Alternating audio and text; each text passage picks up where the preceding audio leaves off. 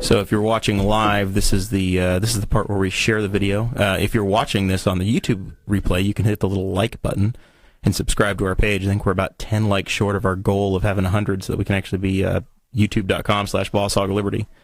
So we're right on that edge. We're getting close. We are. We're really close. Hopefully the YouTube kind of updated its user settings or its creator settings, so I can add links really easily, trim the video really easily, do a lot of editing, like, just super quickly than what I was able to before. All right. Everybody ready? Yep. Kade, give me a little sound check there. Testing. Hey, Morning. You're my guy. All right. Welcome to the Boss Hog of Liberty podcast on the We Are Libertarians Network. I am your host, Jeremiah Morrell, and as always, I'm joined by our co-host, Dakota Davis. What's up? Our show is about our lives in rural Indiana. It's a show about our folks who are involved in politics. We promise that our episodes are going to be a fun and an easy listen. We interview people who are influencers, elected officials, political experts, and people that we just find interesting. Across the way, we have Kade Koger returning again as co-host. Good evening. Welcome, Kade. You're reporting some late-breaking news at the end of the show here. We sent you, we're like a real news show. We sent you as an embedded reporter to the county courthouse, and now we're going to have a report from me at the end. On the Henry County Planning Commission and the little thing you served on. On the other side of the room, we have a longtime friend of mine and the Libertarian movement in Indiana. Mr. Andy Horning is here. Welcome, Andy. That's good to be here. You are a many-time candidate for office. I can't tell you. I've probably voted for you more times than I have on my left hand. Yeah. Well, the term that's most commonly bandied about is perennial candidate, but we all know what that really means to a lot of people. Yeah. Well, I mean, Dan Burton was a perennial candidate, too. Yeah. So, of course, anybody who gets reelected 100 times is a perennial candidate. We just don't call them that unless they lose. It's unfair. It is unfair. I don't want to brag, but I've already lost twice. Yeah, well, so you're a perennial candidate. That's right. I haven't run for the same office a couple of times, but I mean, we'll see how it goes. So a little weekend recap here. We like to just chat amongst ourselves for a few minutes and set the tone before we get to the Stephen Colbert gotcha questions. Dakota knows that's not true. No. Boss Hog of Liberty has had some success this week. We're up to over 500 Facebook likes. I just checked it whenever we were going live, and it was at 541 likes on Facebook. That's awesome. I'm pushing to get to over 600 by the end of the weekend. There we go. So everybody needs to go onto our page and share the page so that we can get as many likes on there as what we can. That's how we grow. It is by getting people to like and share. Yeah, Facebook is huge in our growth. Mm-hmm. Yeah, it's the Facebook video especially drives it. You know, when we go live and we have somebody like Andy on who has a reach and an audience, there people tune in and. Heck, there's already a dozen people watching the Facebook Live, and we've been on the air for about a minute. I should have put something on my page about me being here tonight. I guess, as we already discussed, my standard policy is to blame Steve over there. Yeah, your campaign manager and driver. I assume Steve's your driver. Steve is over in the corner. He didn't do that right either. No, honestly, when I was Rex Bell's campaign manager, my job was to sit in the passenger seat and keep Rex company. Huh. So that's kind of the way it went. All right, he did that. Fine. Yeah. Rex kind of strikes me as the type of guy that just enjoys driving, though. The only time you'll get a kick out of this, the only time that I drove during the entire campaign was our debate we had in Evansville at the University of Southern Indiana, and we arrived in the campaign Tahoe. We had a special parking space that was where each candidate had one. So he was candidate Bell. They had a parking cone with his name on it. It was misspelled ball. So wait a second. So, Bell versus that? Ball, and so I ran it over with the Tahoe and took a little picture. I didn't mean to. I just had a little depth perception problem. Huh. Okay, so we know why Rex did the driving then. Perhaps. Yeah, generally, yeah. Okay. I bought the Tahoe later, so I mean it's I feel like I'm pretty good with it now. Okay. Good. So yeah, we got up to 500 Facebook likes this week, up trending towards 600 now. And another big thing was accomplished, Kade, in the war for freedom in Henry County, Indiana. Yeah. The Citizens of Henry County group, which we've talked about all the time. There's over 6,000 members in there, and it's a big part of our following locally. There was a little activism that took place, and I think you started this probably 2 months ago, complaining that you don't want to be in a Facebook group that you're not allowed to share memes or GIFs in. And So we all from there, picked I up, started radicalizing people. yes, and so we picked up our internet pitchforks and started talking to moderators and pointing out the ridiculousness. You'll get a theme here as the way we operate, Andy. Over the weekend, the moderators reconsidered, and now there's a little bit more freedom in the world, Dakota. Yep. There is. If you saw my Facebook post, we had a picture of me acting like Patrick Henry. It was my face actually pasted onto Patrick Henry's body. You look so similar. Yeah. And he's holding up his articles, and he, the "Give me liberty or give me death," and my caption was "Give me gifts or give me death, citizens of Henry County." So we won that little piece of freedom this week. We did, and now we have the distinct honor of having Andy Horning, who's running for U.S. Senate across the entire state of Indiana. The whole state. 92 counties. Yeah, 92 counties. 9 congressional districts. Yeah, I see where you're going with this. Tell me now that you've run as a Libertarian before, and now you're running on the Republican ticket. Mm-hmm. So their process is a little bit different. You have to it's go harder. through. When I ran for office as a Libertarian, I needed 2 signatures. I needed the state chairman and I think the treasurer. How many do you need? 4,500 at the minimum, but see, here's the trick. It's not even just signatures you're gathering. You're getting their date of birth, you're getting their address, and their signature. So, you're asking people to spend a little bit of time on this form and give up information that a lot of freedom-loving people are not real free with. right? And then you have to get them to put that on a form that then goes back to their home county and gets approved by their county courthouse. Correct. So they get tallied at the county level. So there are a bunch of counties in Indiana. It's the 4,500 is 500 per district per congressional district. So you can't just go to Indianapolis and stand on the street corner and get the 10,000 signatures and be good. Nope. And it's not just signatures. Like I said, if it was just signatures, then it would be easy. But it's not. And so people actually have to spend, it usually works out. You have to spend about a minute, just standing there in cold weather, as it turns out, lately. Really got screwed on that one. I've actually been thinking of running for Senate of Tahiti. But, Puerto Rico could use a senator. Yeah. Well, anyway, it's a challenge, and a lot of people don't make it. And in fact, even at the presidential level, actually, one of our senators didn't make it. 497 is close enough if you start as a U.S. congressman. Yeah, and so that's just it. Am I going to be able to get away with what the other guys get away with? Probably not. So, we're going to have our T's crossed and our I's dotted. But. So before we go too much further, I desperately want to see you make the ballot. Okay. Mm-hmm. How do people do that? If they want to get involved or if they want to sign or try to get signatures, how do we do that? We actually have a form that I've got posted from on the front page of my website, which is Horning for Indiana with a number 4. So Horning for Indiana. See, now you can't run for Tahiti because you've already got the domain Horning for Indiana. I know. Well, I could be for Indiana from Tahiti, but no.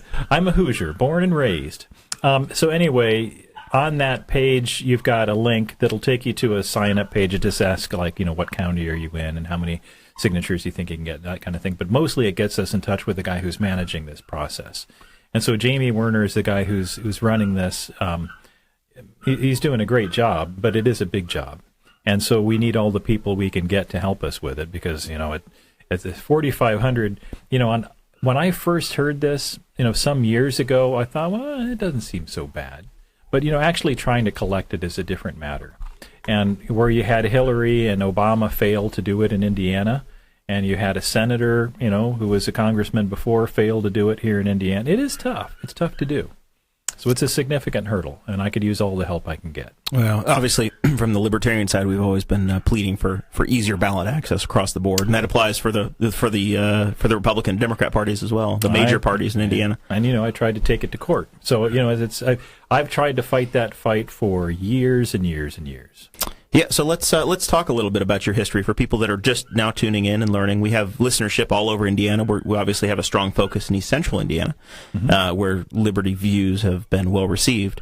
But we have people all over the state of Indiana that listen. So you've run for Congress. You've run, I know last cycle you ran in the 8th district, I guess. 8th district. Against Dr. Bouchon. Or in that race. Yeah. Yes. I don't not run against. Yeah, I don't run against these guys. If it was me versus him, I could take him in a fair fight easy. So it's not, no. I understand. All right, so I will rephrase. In the same race that's currently occupied by Dr. Bouchon. We were all applying for the same job. That's right. Yeah. And then you ran in the 7th congressional district, and when you lived in Indianapolis at one point, you left the urban lifestyle, and now you live in Freedom, Indiana, down in Owen County. So you've run there. I first became aware of you, I guess, probably.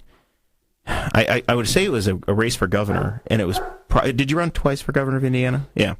So it was the first time. It was the first time, and then I actually got to meet you the second time when I had become involved in Indiana politics.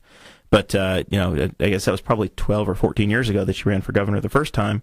Actually, it was 2000. It was 2000. Yeah. Oh my. Yeah. 18 years. Oh my God. Yeah. You've gotten older since I saw you on TV, but it wasn't high definition back then. Yeah. Yeah. It's just a matter of time. It'll happen to you too. Yeah.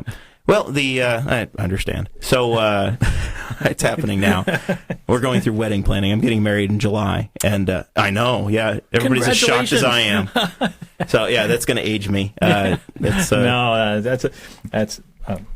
we better not go there.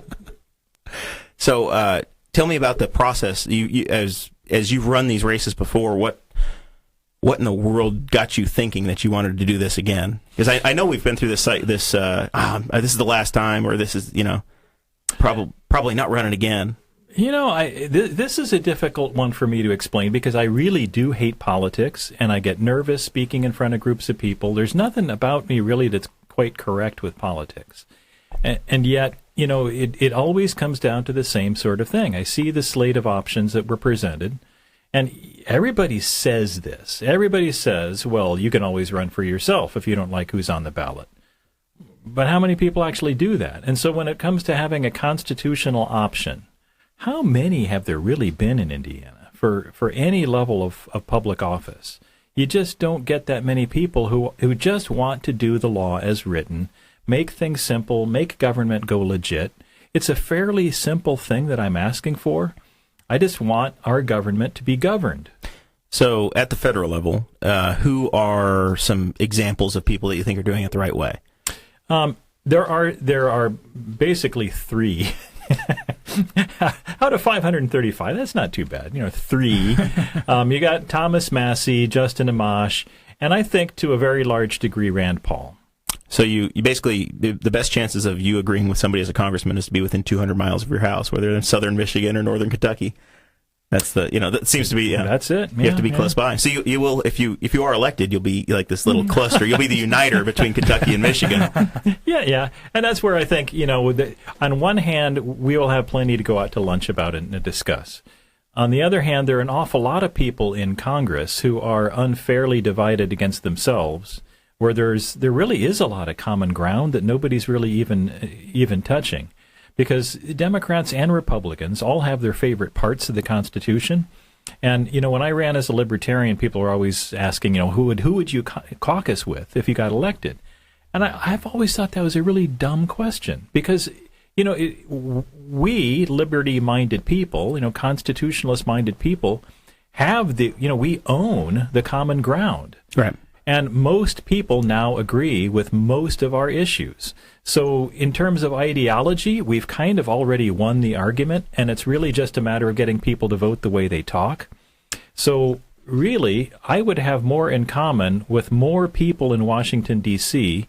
on more issues than most of those guys there, because they are very polarized in a very tribal, kind of ideologically nonsensical way. And that's something you've talked about an awful lot, is just the tribalism that we get into with all politics.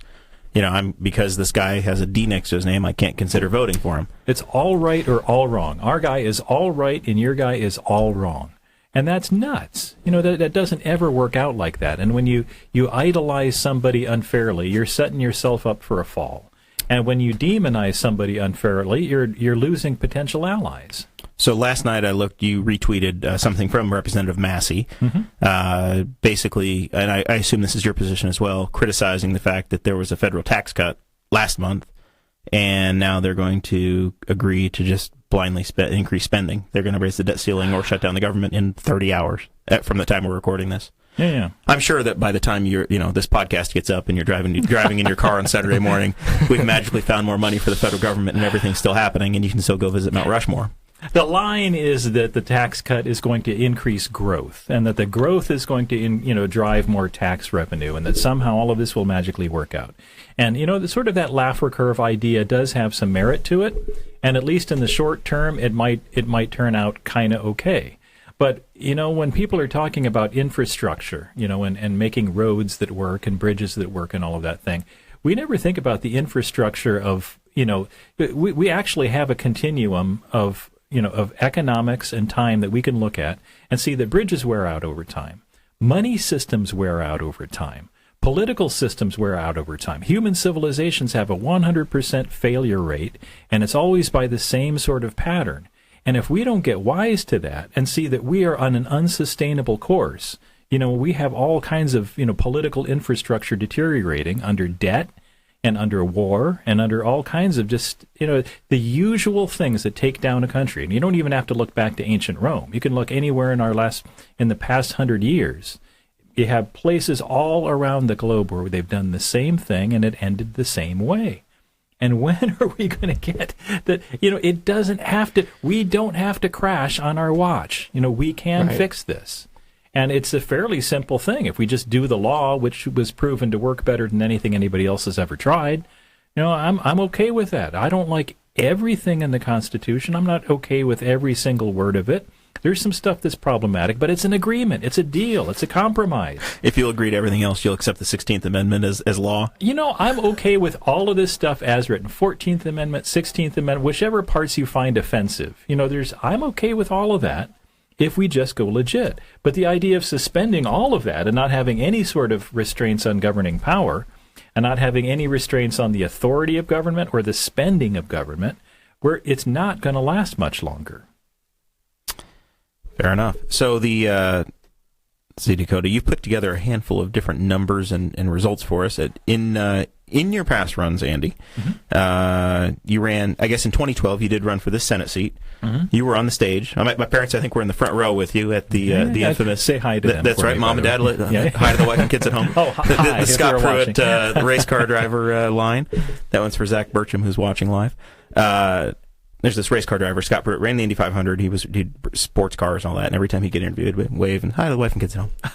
So that's just basically just for that one listener, or Scott Pruitt if he happens to be listening, running in his final race, the 24 Hours of Daytona, this later next month. Wow. Now, correct me if I'm wrong, but we do actually have sort of a yard sign for you hanging up in the studio. Yeah. It's the biggest yard sign that's in here.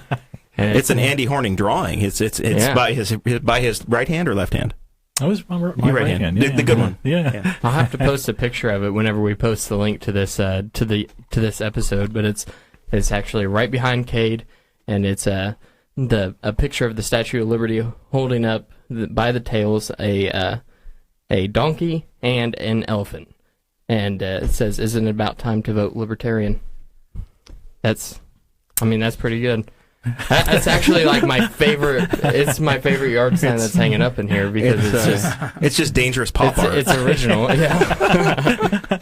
Well, I didn't quite make it to the Banksy level of fame for that, but yeah, it's been around. So so you did run for the seat in 2012, and you obviously were on the ballot statewide, and you got nearly 6% of the vote, just a massive total, 145,000 people. Which, if all of those people were to vote for me in the primary. And then, we still would need some. But in a crowded field, I think, my math seems pretty good. Much better than it has been. Let's not talk about that too much. But, yeah, the odds and statistics are in my favor, I think. Yeah.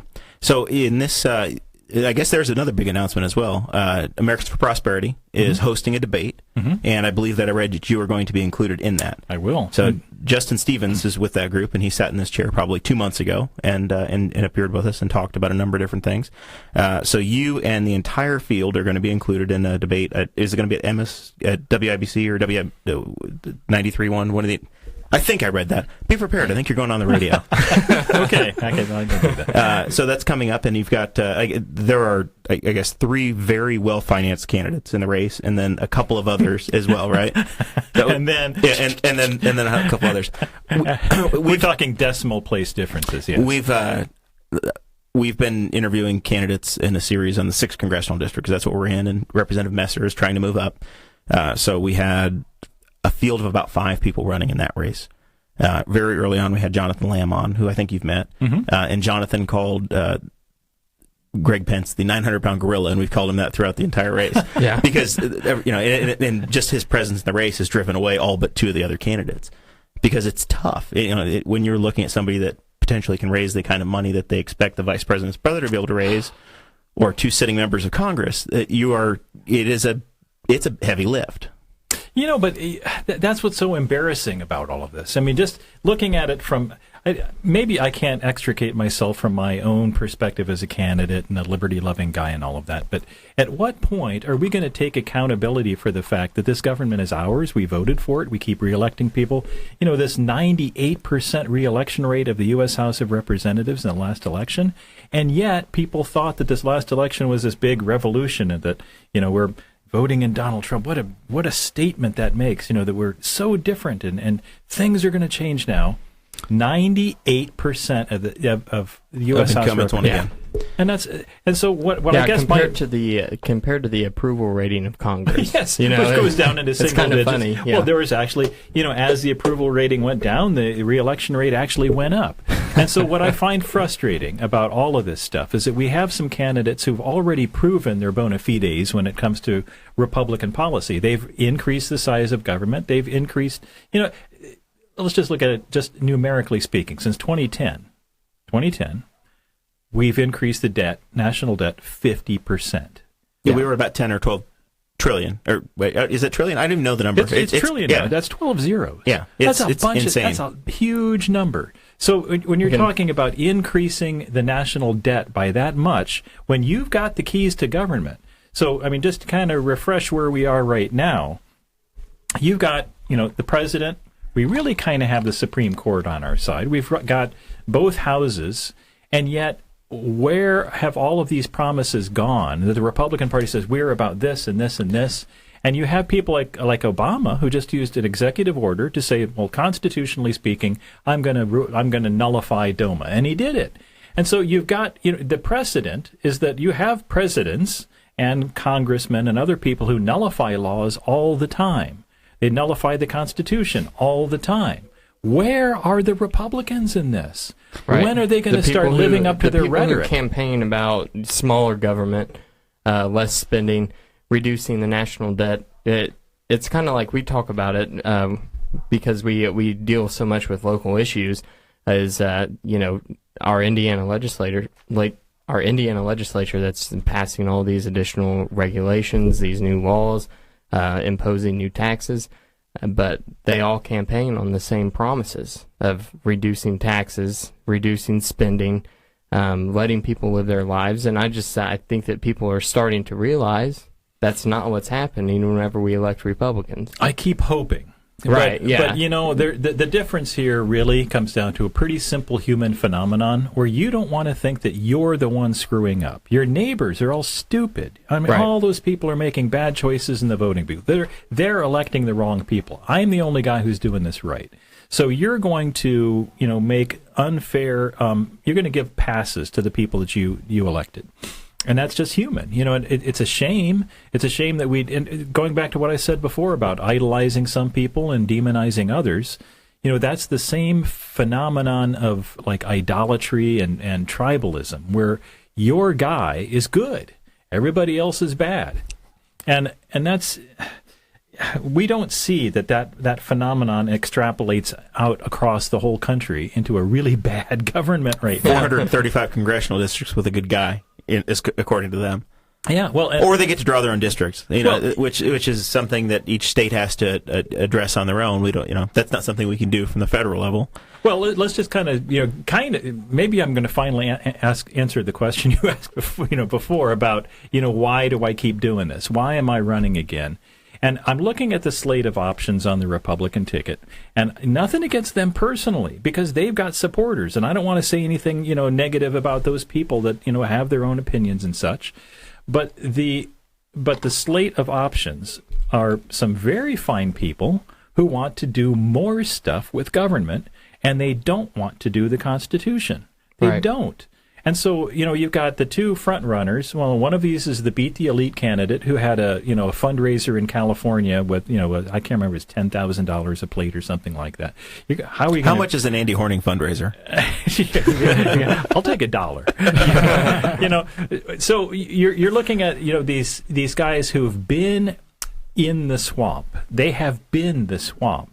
And then you've got another guy who says he's an outsider, but he was already a legislator and already voted to increase the size and cost and taxes of government. That's been a recurring theme with all of these different congressional candidates that we talk to.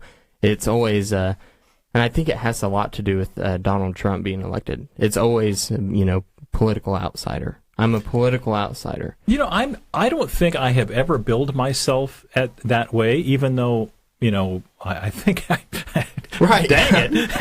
If anybody's an outsider, but let's look at this in another way. They like to say they're not politicians, but that's using a definition of politician that we really ought to reject. I mean, being a politician shouldn't be a nasty thing that you're afraid to say you're doing it.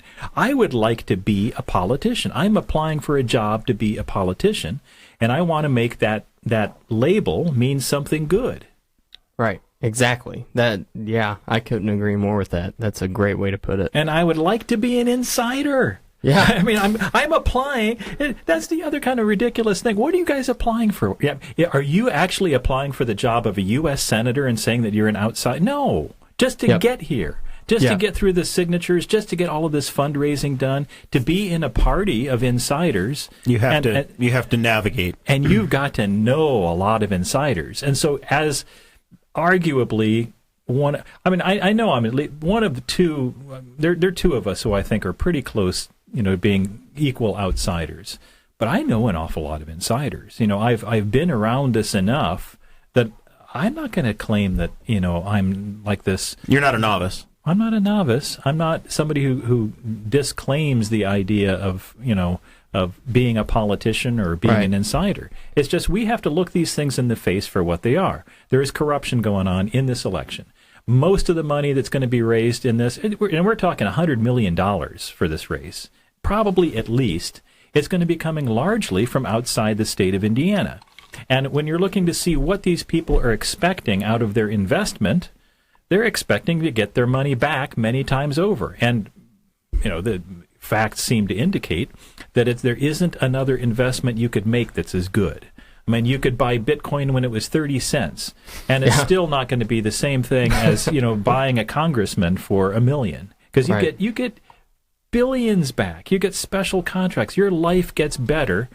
And you guys probably remember when Microsoft was just about to get devoured. That's right. And they ended up saying, well, we guess we have to get some lobbyists. Now they're fine. So this game is absurd, and all of us know it's corrupt. All of us. We all know this is about special deals for special people, and you buy your way in and you get your way. And that's nuts that we keep voting for it. Yep. It's just kind of what we accept. Kade, as you're looking at this field, I would imagine you probably are inclined to vote in the Republican primary in May, so you'd be our token undecided voter. When you're looking for a Senate candidate, what kind of things are you looking for? So I guess this is your chance to interview one. As to what's your guide, or what are you looking for in a candidate? What would be the top three of your platform that you would say would be most important to you as far as making the change that you want to make? Well, the easy one is constitutional rule of law, because that affects everything.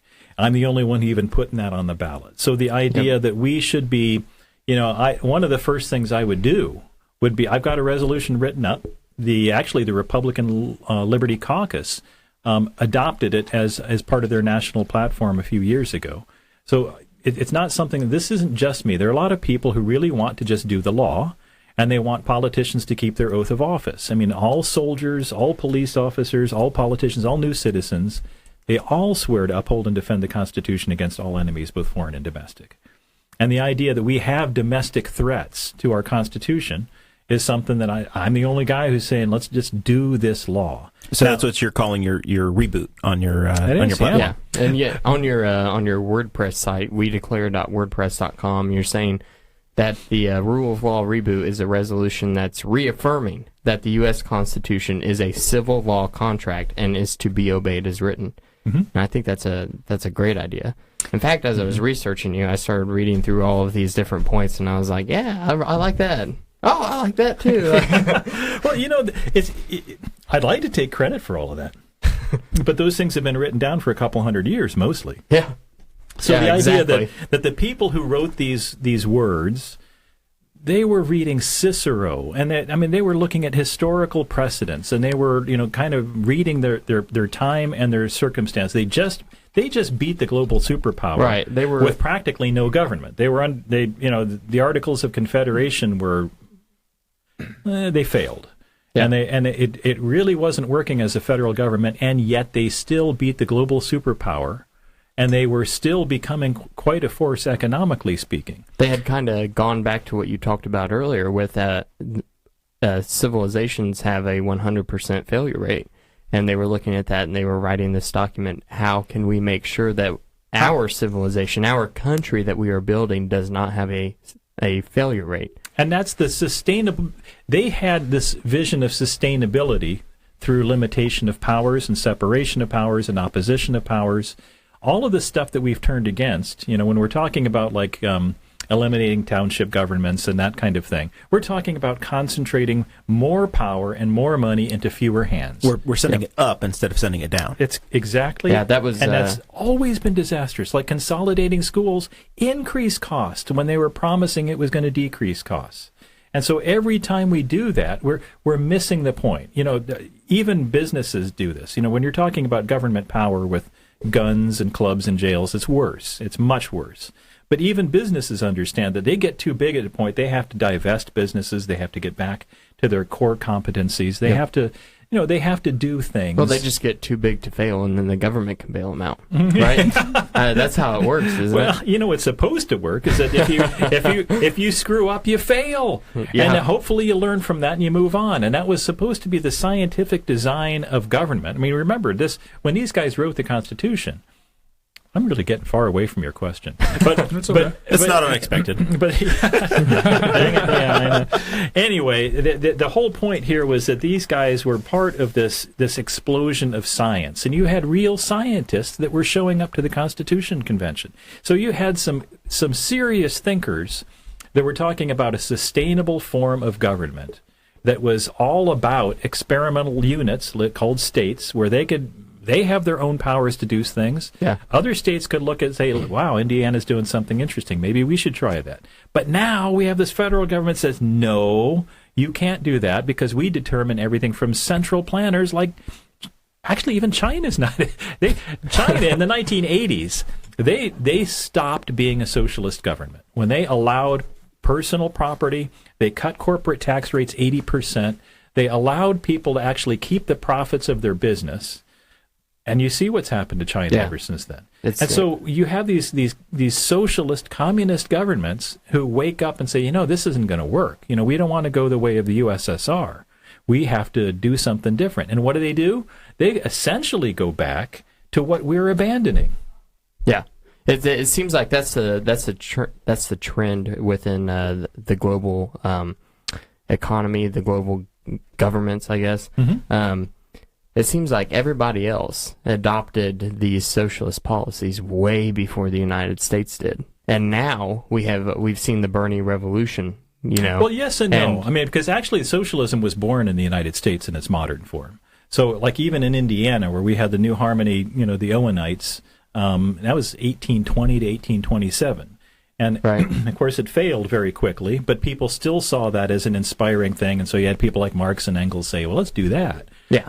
They screwed up real bad. It's kind of like, seeing somebody keel over from eating a bad puffer fish, and they say, I'd like what that guy has. Yeah. They just cooked it wrong, Andy, that's all. And so, like everybody always says, well, they didn't do socialism correctly, and that, this Pol Pot fellow, he was in a barons, he wasn't really, a real socialist. And yeah. But my point is, really, I'm trying to get back to your question, and I really do try to answer questions. But when you're talking about, my top 3 things, if we did that one, if you're looking to see what the fallout of that is, our wars are unconstitutional. We have not constitutionally declared a war since World War II. And so if you're reading the Constitution and you see what the powers of the president are as commander-in-chief, when called into the actual service of the United States, that's the actual wording. So he's not even commander-in-chief until there's a declaration of war. And that, like I said, hasn't happened since World War II. And then you see who's the actual commander-in-chief. You read the Indiana Constitution, and you see that's the governor. And so if you're looking at the actual design of our government from the most fundamental expensive levels all the way out, it's unconstitutional. So if we did the Constitution, it's not 3 top things. That's like a million top things. So just that one thing, doing the Constitution, would have ripples all the way through our culture from, local all the way. I mean, just think of how... Now, if we the day you're elected to the Senate, if we decide we're just going to go ahead and move forward with the Constitution as it is, or we're not going to have mass chaos in the streets, the entire government comes crashing down. I actually hope there would be a little bit of chaos in the streets because, one of the things that, I'm not talking about violent chaos, but one of the things that I think is very destructive to a society is to think that order is the highest goal, when really it ought to be something more like liberty. When you're thinking about what we should be free to have, little chaos, some fireworks, maybe even hold sparklers in your hand against, the Surgeon General's warning or something like that. And so you think about, what ought to happen is we should be excited. We should be having, the same sort of parades and celebratory occasions that people used to have at the end of wars, which we have no experience with. It's been a while. Yes, yeah. So, in terms of, what that would actually mean for everybody, to do the Constitution as written, you wouldn't see the federal government anymore. Unless you're a pirate or a counterfeiter or something, you're disobeying the law of the seas and the law of nations, which is hard for an individual to do. I mean, you have to be pretty industrious to be breaking. But unless you're doing that, you would not see the federal government at all. You would see your state and your county government. You would see people that you could meet in the supermarket. Yeah, that was number 5 in this, in your WordPress post, was a resolution that's reinforcing that in the Constitution is actually written and amended. There are only 7 federal crimes that apply to citizens, which was counterfeiting, as you mentioned, piracy, high seas felonies, and offense against the law of nations, treason, and tax and postal crimes are applied. And that, you basically just hit on that, and that's exactly correct. Yeah, but the counterfeiting we leave to the federal government now. Yeah. That's the other thing. We also have this history of, if you follow monetary policy history, monetary systems usually last only 30, 40 years, something like that. So, the English had, they were the last ones who really have a strong global standard of currency. And so if you're talking about reserve currency status, we never got to the level of the British sterling pound. What we did is originally had a gold-backed currency that replaced that. And so we had after World War II in particular, where we had, agreements where foreigners, at least, if not Americans, could exchange one of these little coupons for gold or silver. And so that's actually in our Constitution, where we're not supposed to make anything but gold or silver coin as money. And that's why your dollar said a gold certificate. A gold or silver certificate, right. And so that was like a receipt. Whereas, the Federal Reserve note is not a receipt of anything. It's just what they call a fiat currency. And that's really only been in true form, since we suspended the Bretton Woods Agreement and we basically went to a total fiat currency system. That was like 1973. During the Nixon time. It was during Nixon. And that kind of hits on the second bullet point here underneath your platform that I have on the show notes, is auditing the Fed or banking reform. And you want to restore the constitutional authority of our nation's money to Congress and to the Treasury. Yep. And I think that's one of the things that libertarians can all agree on, that our government has a place in. Well, one of the things that a lot of libertarians get wrong, though, is that they've got this. There is a book that was written, The Creature of Jekyll Island, that got a couple of fundamental things wrong, and that the Federal Reserve System is not an independent private organization, because essentially what it does is it monetizes political debt. And so it is intertwined with our political system. It's not at all an independent thing. It's all the same thing. Yeah, but for legal reasons, it has to be declared as a private, independent organization. But it's not. Right. And so, the fact that the people who actually met at Jekyll Island wanted to make it an entirely private thing that didn't have anything to do with the federal government.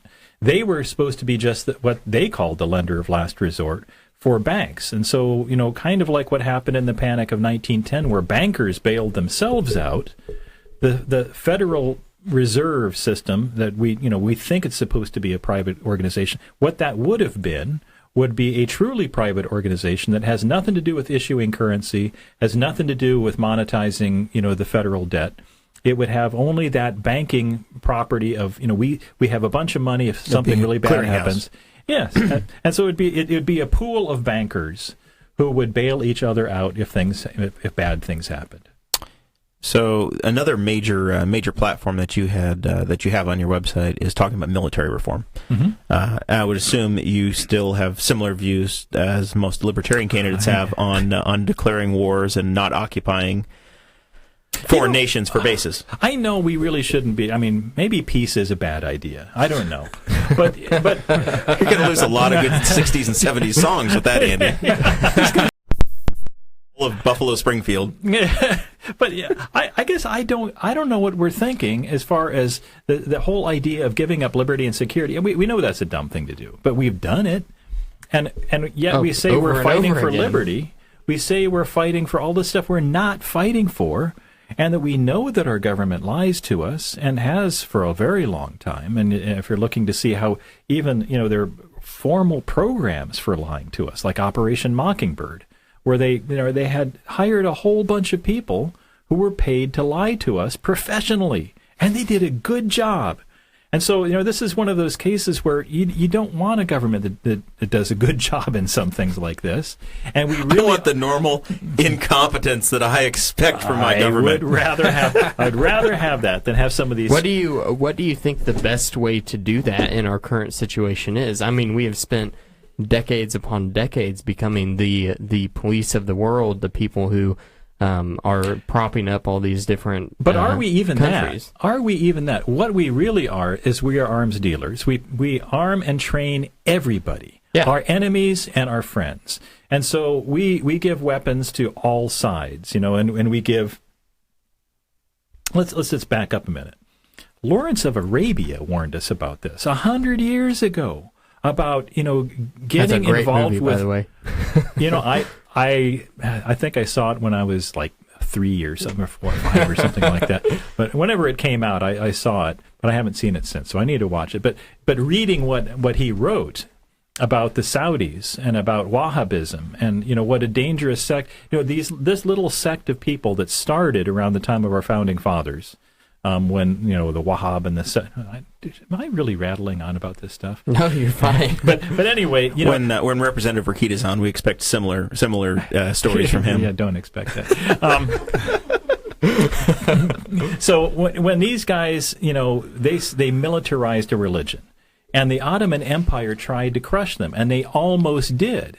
But what happened is when the Europeans started fighting back and started wiping out the Ottomans, they decided, let's triangulate again. We don't need to, waste our forces. Let's just get some of these other guys to do our fighting for us. And so they did that, and they picked, people strategically. There's a group of people from Egypt, and then there's the Turks, but then there was this little sect where they were known to be good warriors, and they had oil.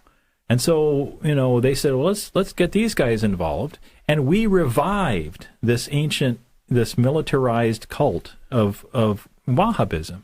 We revived it.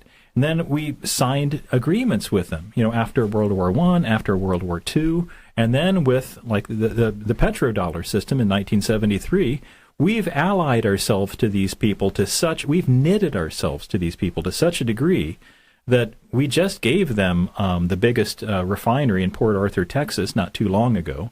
We have been fighting their wars for them. We've been basically in the Middle East doing their bidding ever since 1973. What would you say to the opponents of that who would say, well, it would be a good idea to get out of the Middle East, but if we left, then thousands of innocent people would die because they would just destroy themselves?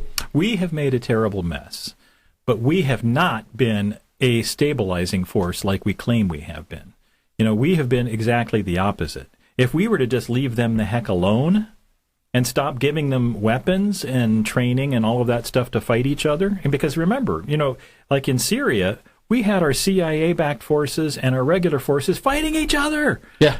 Yeah. And so, we have been screwing up so badly over there that if we just, this is like one of those cases where you take the vice off your head because it's a good idea to do that. And you don't replace it with another one. You stop it. But 20 years ago, I guess the thought of the people that were in charge, the Bush and Cheney group, was we just move the fight over there and it stays away from here. Yeah, but has it worked? You can always argue that, yes, well, just think how bad things would be, if we didn't. If we hadn't. But, I could argue that my libertarian runs for office have prevented, dinosaurs from returning. You could say, just think of what would have happened. The opportunity costs are it's probably saner to look at what we could have done with all of this money and lives instead of this. Could have paid off the national debt. Well, we could have. And so you're looking at some very real fallout in our own country because we think we're doing, we don't want that fight to come over here. But, this is the other thing that really bugs me. How often is it that, a nation moves over to another nation and takes it over across an ocean? It's not easy for these guys who, especially a radical group that has zero military training and zero Air Force or zero Navy. How could they get over here and bring the fight to us? And that's a very good question. So what really is the risk? Yeah. So these people were fighting each other, and they were no threat to us other than just skirmishes and individual. There was terrorism, and there's always going to be terrorism. We've had domestic terrorists. We've had you go to Chicago and you're going to get killed by somebody other than a terrorist. I made it out just fine out of Chicago. Well, yeah, Indianapolis is not so far behind. So, you're looking at records, year over year, Indianapolis is setting crime records. Yeah, I know. Absolutely. So that's embarrassing too. But the point is, wars don't work as advertised, first of all. So all of the promises that we've been made about, well, this, like when Mitch Daniels said this will be an affordable war, or something along that line, they've never proven to be accurate. So let's pivot before we run ourselves out of time today, and it gets out of control in a hurry. You'd never know how a podcast could spiral on us. Another major issue that and maybe you're going to say that this has somewhat been dealt with by the Republicans that are in power now, but Obamacare, because with this tax change that came in, the individual mandate goes away. Is that going to? I'm going to ask it. I know what answer I'm going to get. Is that going to solve the healthcare problem that they've created by eliminating the ability to force somebody to pay for it? No. I work in the healthcare industry. This has been my business forever. What we have done in healthcare is ridiculous. We've basically, through licensing and lobbying and removing all competition, we have basically created a very tight-knit lobbying group that has a monopoly on the delivery of healthcare. Now, I've worked in healthcare my whole life, and it's not so set what healthcare even is. So to say that these people should be doing it and these people should not, and all of that stuff is like any other kind of occupational licensing, where it raises costs, it cuts competition, and it makes things difficult. That's been going on for 100-some-odd years. But then during World War II, I'm going to go off on a historical tangent. During World War II, we tied health insurance to employment. Because we wanted tax policy. We wanted to incentivize people to have. There were wage and price controls, right. And so they had to do something. The shipbuilders had to do something. That's what I've heard Rand Paul talk a lot about as well. Yeah. Is what if we took that? We took the stipulation that, the metaphor that you used before, knits employment and health insurance together, if we took that away, and then all of a sudden the green gecko on the TV is trying to sell you health insurance as well as car insurance. Well, but then the next point is, as an insurance individual, companies did not want to get involved in healthcare before, because if you crash your car, you can get an estimate, see how much it's going to cost to fix it. If you're sick, that's awfully hard to quantify and say how much it's going to cost to fix it or whether it's going to fix it, because everybody's different and treatments work differently. Medicine is not like fixing a transmission. And the pricing, I mean, my vehicle, I pay $50 a month roughly for my comprehensive on my vehicle. If I had to pay the COBRA rate for my insurance, the health policy that I have, that's pretty basic. It's an HSA with a high deductible. It would probably cost me $800 a month. That's a tough sticker price. It is, but then think also, what is it you really want? You want health care, not health insurance. What's the best way to get health insurance? Well, what's the best way to get anything? What's the best way to get coffee from, all around the world and different roasts, different grinds? What's the best way to get stuff delivered to people?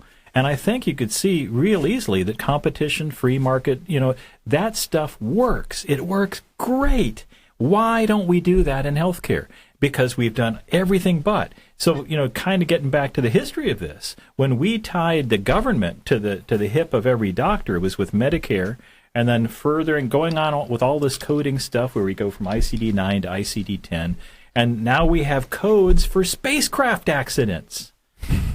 And for and not just getting bitten by a sea lion, but what they call sequelae. So the second time you get bitten by a sea lion, that's a different code than the first time. It's kind of like the nationwide insurance, or not nationwide, but the American Home warranty. It's where the guy sits down and he says, I need my air conditioning replaced. It broke, and she says, well, air conditioners aren't replaced by they're not covered by your insurance, but zombie apocalypses are.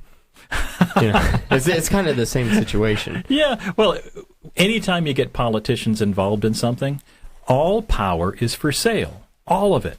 So if you give politicians... Is that how we magically can't... We're the only state in the country that has temperature-regulated beer? Uh-oh, we dropped... We unplugged Andy's headphones. Keep going. We'll fix it. I know, I've been talking too much, and so you're going to unplug me. I know how this works. That was a warning. Let me see if I can hear it again. So anyway, the point really is that to do anything right, you don't get politicians involved in it. And so Obamacare was another step in the wrong direction, but it certainly wasn't the first, and it wasn't even really the biggest. It was a big screw-up, and it made things a lot more expensive and complicated. But even before that, we had a lot of stuff. We could just outlaw health insurance completely. If we outlawed politicians, it would be even better. Well, then you'd be a crime. Oh, yeah. It's paradoxical. So, yeah, it is paradoxical, as is anything. But, the idea that all politics is roughly the same, and that if you get a power to do something to somebody, other people are going to want to rent that power, buy that power, chisel off a piece of it for themselves. And they will find a way to get it. So what's your solution? Constitution. Just go back to not being the federal government's pursuit at all. I hate to just make it seem like this simple, but the Constitution really, it's like I said, it's not perfect, but it's way better than what we're doing right now. And it's got all the pieces in there. So it's got sound monetary policy, it's got sound military policy for national defense and personal defense. It's got property rights. It's got all that stuff in there if we would only do it. So let's follow the rabbit hole for somebody who's driving along and doesn't fully understand. If we say we're just going to follow the Constitution when it comes to the Affordable Care Act, that means that the federal government then does not give an incentive to employers for providing health insurance, or that the federal government doesn't require that an individual has health insurance, and then the states are able to make a decision as to what they want to do. And if they don't want to do anything, then it becomes a local, you're the individuals. It's reserved to the individual. The only arguable federal authority at all in healthcare, and it would still be by extension, would be in Washington, D.C., where, Congress really is supposed to be running that city. And, outside of, like the Navy, if the Navy is operating outside the United States and is under the authority of the United States government by declaration of war, the Army, that kind of stuff, when they're doing if it's constitutional and if they're under the authority of the federal government, then yeah. but none of the rest of us should ever see the federal government at all. So there should be no federal authority in the matters of health care, in education, and, to go down the list. But what that means is that the states would be free to do whatever it is that they want to do, with one important point when it comes to health care. The states don't have any authority to say you can't get health insurance from Ohio here in Indiana. I mean, that would be, like putting a border between, the trade that they're not allowed to do. It's a legal interstate commerce restriction. Yes. And so the fact that we already have in place kind of the written built-in rules for trans-state competition, and the federal government is supposed to be a broker of the courts could get involved if there are disputes between the states. And if Indiana decides that, we're going to put a wall around Indiana to keep, Chicago wins out, that might be a good idea. Sorry, I mean, no offense. But the point is, the federal government could at that point insert itself and say, no, you guys need to work this out. We're going to do something different. That's it. So the federal government has no authority over our health. Basically ensuring that there's the most freedom. And in this case, we're not even talking about freedom because we still are talking about government. So, we have to be clear. That was the best answer to any question I've ever asked on this show. Well, I have to make that plain enough because I'm not asking for anarchy here. I'm asking for a governed government. And there's a big difference between, the theoretical anarchists who want to do away with everything and make everything free market stuff. The utopian anarchist. Yeah, and I love the idea. It's pretty. Right. But we're humans. It's not going to happen. And those are like the Knightstown anarchists from Henry County. I'm looking at you, Jesse just Riddle. Picking on Knightstown. The black and yellows down there. Well, that's not what I'm, at least not in this campaign. I'm not really going for anarchy. No. I never have. Not this time. I never have. I've never, it's always been proven, sustainable governed government by law, rule of law. So everybody has to do, the law. Nobody is above the law. So the Constitution, as written, is a leash on politicians, not on us, though. So if you read, what the federal Constitution is real plain about that, where it's got different terms for the states and for the people, and, all of those things are laid out well enough that there isn't any excuse for confusion. Yeah, I think that's a huge misconception amongst the general populace, the general people who are going out and voting, is that they think that we get our rights and we get our freedoms from the government as it's passed down. We don't, and we get that from the Constitution and whatever. In reality, the government doesn't give us anything. The Constitution is there to ensure that the government doesn't take it away. Yeah. Right. So you're listening to the Boss Hog of Liberty podcast. We are on the Weird Libertarians Network, and if it's the weekend, you're probably listening to us on Indiana Talks. We're broadcast Saturdays and Sundays over their network as well. We've got Jeremiah Morrell, Dakota Davis, and Kade Koger are your co-hosts today, and Andy Horning is with us. He's the U.S. Senate candidate running on the Republican ticket, looking for signatures and going to be on the ballot in May. Your first chance of hopefully 2 chances to vote for Andy this year. So you're kind of discussing the campaign and the types of things you've been through. Another major tenet of your platform, as we look on your website, has been trying to eliminate pork and the redistribution of, states send money to the federal government, then they send it back out, and then they, I saw an article today. I can't believe that Andy Horning wants to get rid of bacon. No. Yeah, this is a big pork producing state. Yeah, I love bacon, but no, that's not. When I'm talking about the corruption of government, what I'm really talking about is that what I've already kind of mentioned is all this politics is for sale. And you can see it in campaign donations. And that's, I guess, what's, as a candidate, what really gets my goat is that you have 2 things going on. One, as you can see what these candidates are going to do because what they've already been paid to do, and by whom. So you know what's going to happen when they get to Washington, D.C., because they've telegraphed it. It's, they might as well wear those NASCAR suits that have, They're sponsors. Yeah, but, in this case, we're talking about major policy changes because of what they got paid to do. The other part to that is that the people who would oppose that kind of system are not going to get that money. So if I'm saying I'm against all of this corruption and I hate the fact that you guys are giving money to candidates and buying policy, well, I'm kind of shooting myself in the foot in getting, $1 million contributions and getting bundlers, to get all of their rich friends and to dump into my campaign. So there are two problems with this. One is that government is being bought and sold, and the other one is that because that's happening, it's kind of silencing all alternative voices. So something I've kind of talked about to a number of different folks on this show over time. Originally, as designed, we had a federal government that had a House of Representatives that the people got to elect every 2 years. And then we had the Senate, which was supposed to be the cooling spot. And it's become the $100 million campaigns where you don't have a state legislature selecting your senator anymore. You have to go through this process where you've got to run a statewide race with 7 million people in a state. Is this the right way to be doing it at all? Obviously you can't. You're not elected as a senator yet, but they're the only people that get to change this. Yeah. Or do we have the right system for even doing these federal elections? Well, I liked the pre-17th Amendment system better.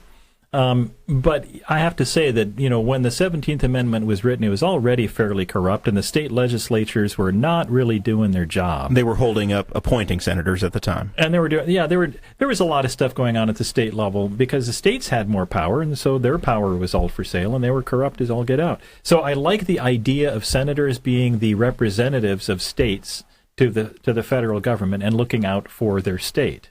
And there are a lot of things I liked about the original design better.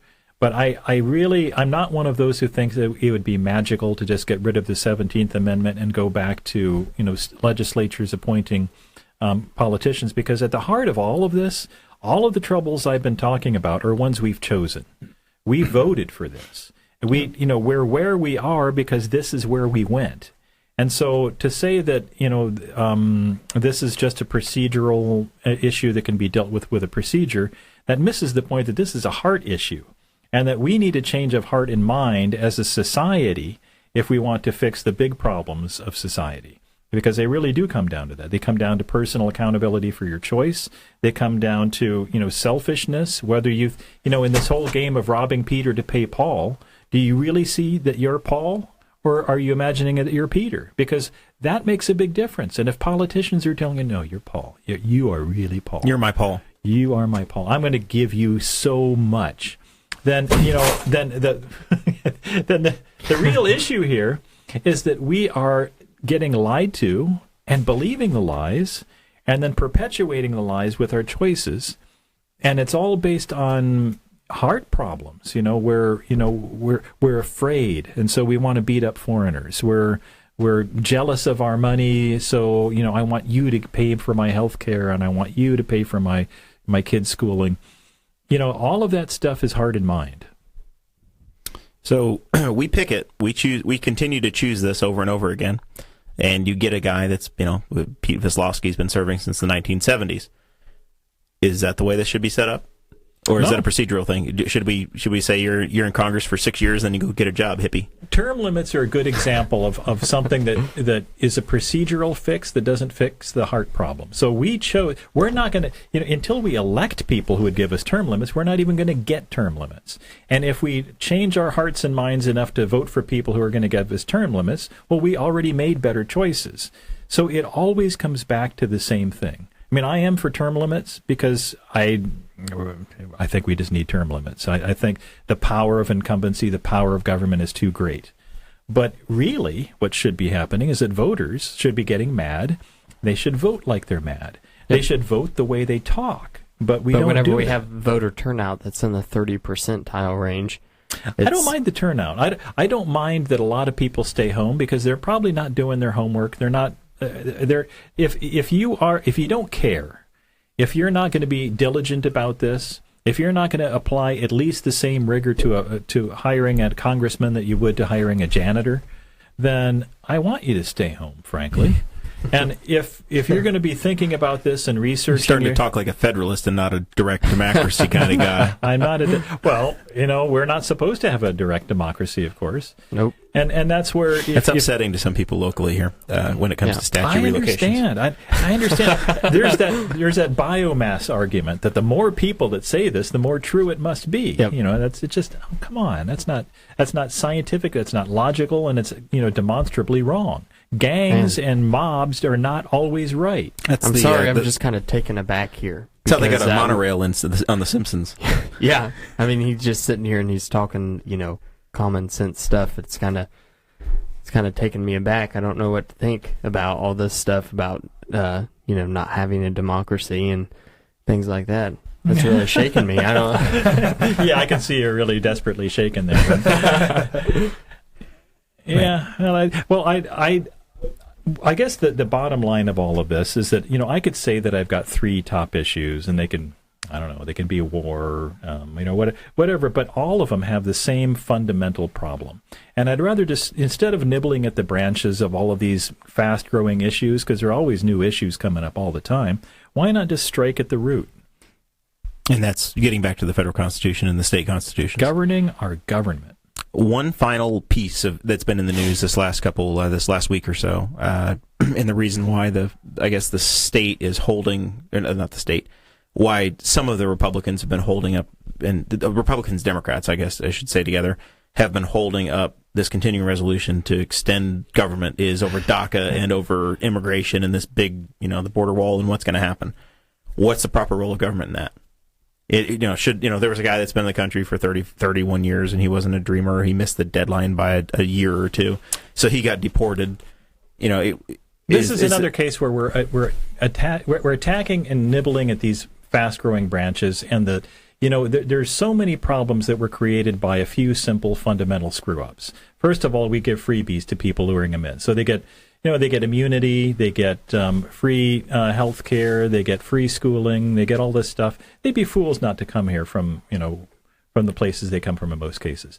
Second screw-up is that, because it is so difficult and costly to hire people legally, where you have to pay unemployment compensation insurance, and you have to deal with unions, and you have to deal with people who, might take you to court over this or that, or, and I think he's making a pass at me. I'm going to, if you've made it difficult to hire and fire people legally, you're making it very attractive to hire people illegally.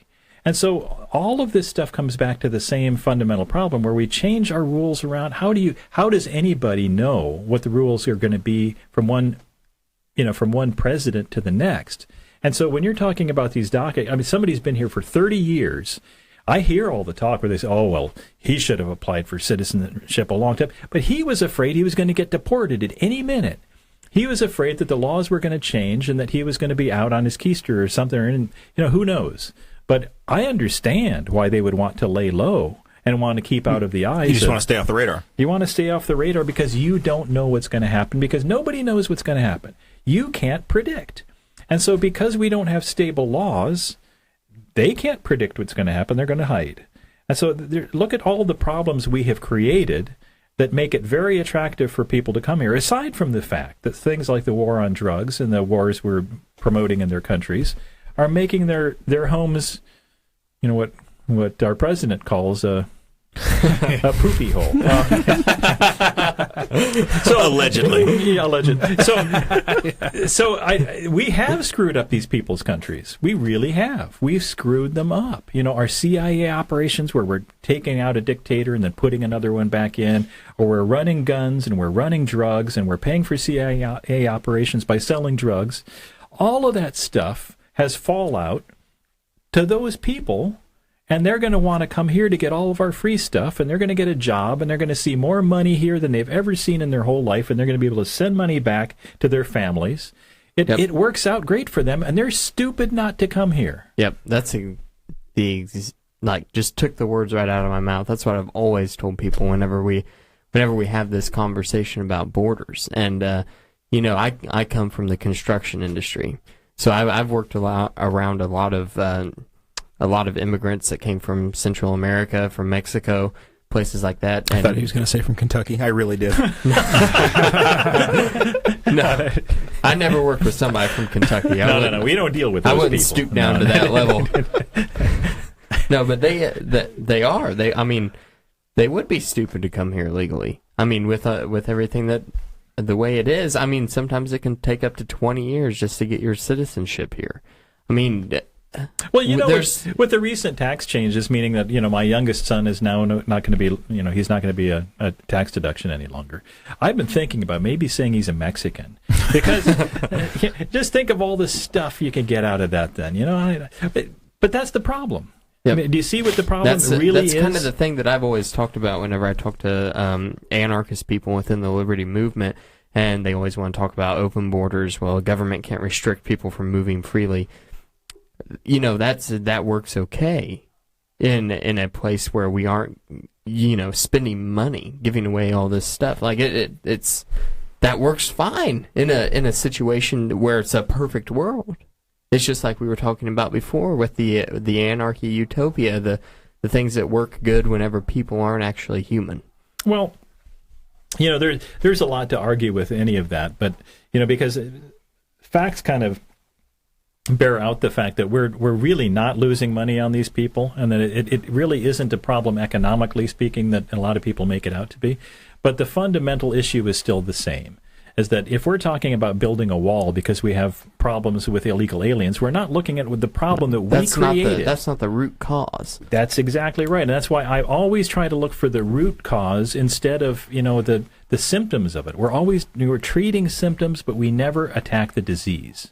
Yep, exactly. Well, very good. Well, we'll leave the interview portion of the program there. We'll come back to Andy for final thoughts in a few minutes. We did tease at the beginning of the show, talking to Kade about the late breaking news and what you were covering tonight. Mm-hmm. Some background: you served, and you and I both were recruited by the questionable Darren Jacobs, the planning commissioner, who's exiled all chickens out of Spiceland, Indiana. Darren recruited us to serve on a committee, steering committee. A steering committee. Yep. As Henry County, any area in Indiana that has a planning commission has to have a comprehensive plan. Mm-hmm. So by law, if they have this, it has to exist, and they hadn't updated it in 20 years. So they said they're going to update the comprehensive plan.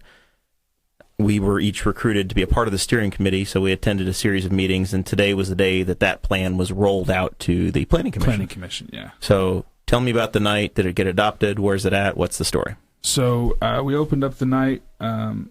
The American Structure Point was the company that we hired to come up with this plan with us through the steering committee, and then the focus groups that we had with stakeholder meetings.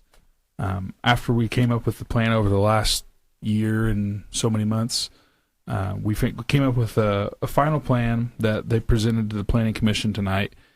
The Planning Commission, after going through it, they had some of the steering committee members got up and talked about it, and we talked about the process, what we went through, as much as how much we discussed it, all the different aspects, kind of what everybody contributed to the plan, and that we all felt, as a whole, that we supported the plan as it was written. And then the Planning Commission opened up the floor for an hour for any other questions or concerns, and for the hour, we had a lot of people come up. Of course, we've got an ongoing issue in the county with wind energy, and we've got a few companies that are looking at our county, to come in and put industrial wind turbines.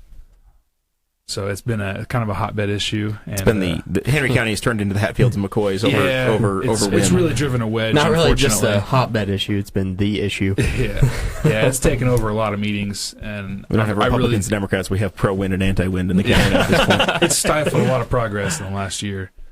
But anyway, after we had the hour of listening to questions and concerns, they motioned to accept the plan as written, excluding page 82 and 83, which have to deal with the wind energy proposal, which in the plan itself, they're questioning whether it was worded as favoring wind. And I agree, it shouldn't say that it favors or that it totally excludes the possibility of wind. It should just, whatever they come up with to say whether we, are open to the idea or not. it still should have something in there that says which way that the county wants to go with it. So until February, the next meeting, all of the planning commission members are supposed to have a say in how they're going to change the language in that. So it's a stay tuned. So, yep, stay tuned. All right. Interesting. Well, thanks for going tonight. We appreciate you giving the update. Yep. So the late-breaking arm of We Are Libertarians Network for Kade. So I appreciate you going. I was not going to be able to make that and let a dog out and eat dinner and get ready for the show tonight, too. Yeah. So that's awesome. Yep. All right. Well, we're at the point in the show where we typically go around and do some final thoughts and anything we missed, Andy, as far as platform or anything along those lines. If not, it's a great time to pitch how to help with the campaign, how to volunteer, how to get signatures. That's what I ought to do. I mean, you get the idea that I'm about constitutional rule of law, and I just read the constitutions, and you'll see what I've annotated constitutions. They're on my website. They're on my blog site, so you can see exactly what I think about any particular issue. But if you want to ask me a question, I'll answer it specifically. Probably a really long answer too. So I guess the way to help right now, we can think only about getting the ballot signatures. We have to get that done. And if we have to pay some people to do it or whatever we need to do, give us a ring if you can help, if you can get some signatures in your county. We can handle the rest of it if you want to just mail us what you get, or if we can come and pick it up, or whatever the case is. But we've got on my website, which is horningforindiana.com, or you can also see them on my Facebook page. You can download a kind of a pre-filled in there's a form that you have to use that's got the name of the candidate and all that stuff already pre-printed in. And then there are 10 signature lines. So each one of these, it's a two-sided form, but it's got only one side where you have to fill out the signatures and the information. If you can print those out and get some people to sign them, that would really help us a lot. Okay. Very good. And how do people connect with your campaign? Go to the website, find you. I guess you have a Facebook page for the campaign or a Twitter account. Facebook page. I'm pretty easy to find. If you just Google my name, you'll see lots of entries now. So I come up right up on a Google search for my website. Yep, there we sure go. Does, because I Googled him today. Oh, good deal. Awesome. Well, thank you, Andy, for joining us today. We really do appreciate it. I enjoyed it. A couple more final thoughts around the room. Kade, you got anything else? I know your big podcast came out with Brett Bittner. Beyond the Fork, or Churning Sporks, or whatever his show's called. Yeah. You can't outrun the fork. You can't outrun the fork. So we can plug that. Is there anything else going on in the world we need to look out for you on? I don't think so. If you guys want, you can add me on Facebook.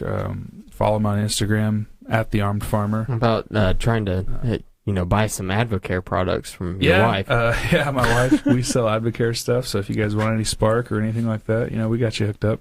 Kade is now my Spark dealer. In case anybody. Is it bad that I don't even know what this is? It's kind of like a weight loss supplement type thing. Okay, I need that. So I had surgery last March on my knee, and since then I started diet and exercise, and I've lost 108 pounds since then. So, wow. Yeah. Yeah, it's incredible. Kade's blown us away. The Beyond the Fork thing is real. If you want to hear that story, listen to him on the Bittner cast. What and you're still losing weight, like the Beyond the Fork, or you can't outrun the fork episode. Yeah, that's kind of the first leg of my weight loss, and I've kind of switched tactics now, and I'm still going with it. Well, you lost 93 pounds since then. Now you're saying, 108? Yep. So, I mean, you're still going strong, like hardcore. Yeah. I mean, I think it's pretty awesome. Oh, thanks. Congratulations. Yeah, thank you. Holy cow, that's a lot. Yeah, you can't tell he was even fat at one time now. He just looked regular. I feel much better, too. I still show that I'm overweight. I'm down 42. You can't hardly tell. Wow. Yeah. I need to get whatever this is you guys are doing. So yeah, it's the Henry County groundwater. It's wind-free. Dakota, final thoughts. Final thoughts. Man, I had it all in my head, but now I can't remember. I guess man, I really can't remember. All right, I had a great thing. Oh, I know what it is. It's our new links that we can get for the Boss Hog of Liberty YouTube page. So if you've made it this long and you're watching the YouTube video, then you can click. The circle is going to be right in front of Andy, right over there, and that will take you directly to our Boss Hog of Liberty site on YouTube, and makes it really easy for you to subscribe. We only need 13 more people, and we'll get 100 subscribers. And then right here in front of Kade is going to be the latest episode that we did, which was discussing the GOP Senate for the state's new platform. All right, very good. I wanted to just take a minute or two and read into the record that Amazon.com had their list of top 20 cities for their HQ2, their new headquarters, potential to bring in 40,000 new jobs and I think a $5 billion project. I think there's 33 buildings in the campus in Washington. The Indianapolis Star, which you're very familiar with, they got rid of all of their editors and copywriters. Andy, if you look at this, it says Indy is a finalist for the Amazon headquarters, but they spelled Indy INDIY. So the 12-year-olds that were quick to break the news somebody down was there. going to try to write Indianapolis, and then an editor was like, no. Just make it say Indy. They're like, okay. So yeah, possibly the biggest story in a generation in Indianapolis, and that is the headline that they put out. So I just wanted to maybe they want to reconsider not having anybody work there. I swear, the Indianapolis Star. I tell Dakota this all the time.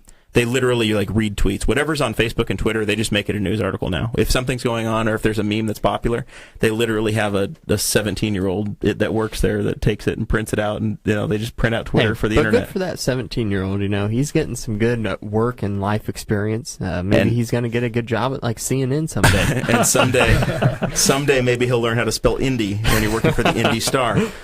So anyway, but that's a bigger story, though, this Amazon campus. And I'm interested in your input, Andy, or if you have any thoughts on it. If you had been elected governor at some point, there'd be companies coming to you with their hand out saying, hey, there is the question, isn't it? What are we offering them? And then how much is it going to cost us? But it's a secret. We don't know because the state keeps it all closed. We're going back to pork and banning bacon. Yep, and everybody knows that's the rule right now. So they know that if they've got a big tasty thing they're willing to bring us, that although I got to say it's always kind of worked like that. It's not like there's ever been a time where people didn't say, well, I can bring a bunch of jobs to your place with my railroad coming through here.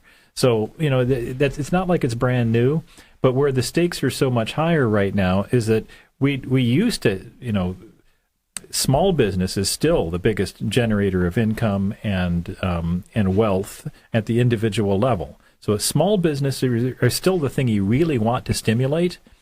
Big businesses can go up real fast, but then they can also go down real fast, and you lose a whole town.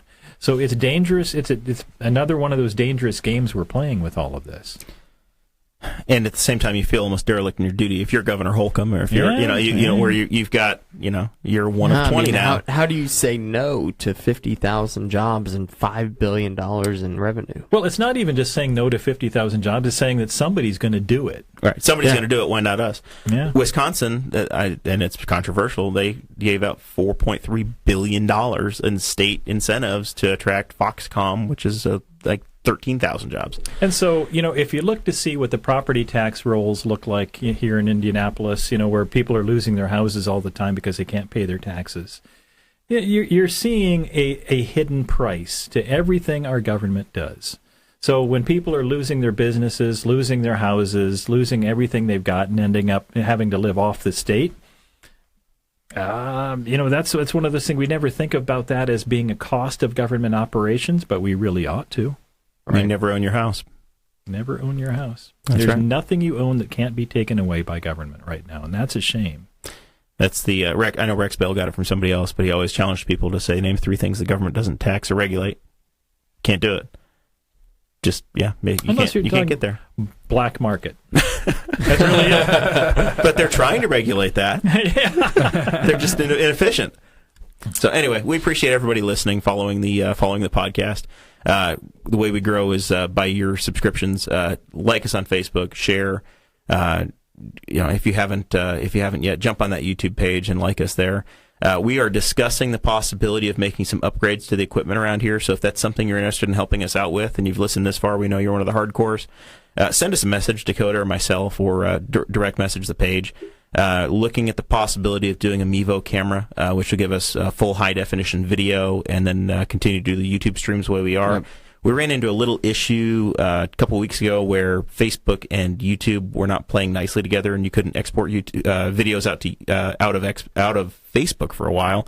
So those went down for a couple of weeks. They're back now, but we want to be in control, so we're looking at some hardware. I can get the videos uploaded to YouTube now, but for some reason it takes forever. Yeah. And I'm trying diligently to get that worked out. We're trying to, I just called our fiber company here in Newcastle, Metronet, so they're going to be coming out on Monday, setting me up with the gigabyte speed internet. So we're trying to do some studio upgrades and could really use the help with that. We're on 2.0. If you guys are interested, let us know. And there's sponsorship opportunities as well, especially for Henry County businesses. So if this is something you might be into, we want to talk. Yep, we'll Appreciate post the link to the GoFundMe page on the Boss Hog of Liberty Facebook page, or you can just go to GoFundMe and just type us in the search bar, and we'll be there. There we go. And we want to give a shout out to Andy as well for wearing plaid. He got the memo, and this has become the Flannel and Plaid podcast, and we're all in it today. So the picture's going to look great. We'll see you all in the next episode. Now, if you guys want to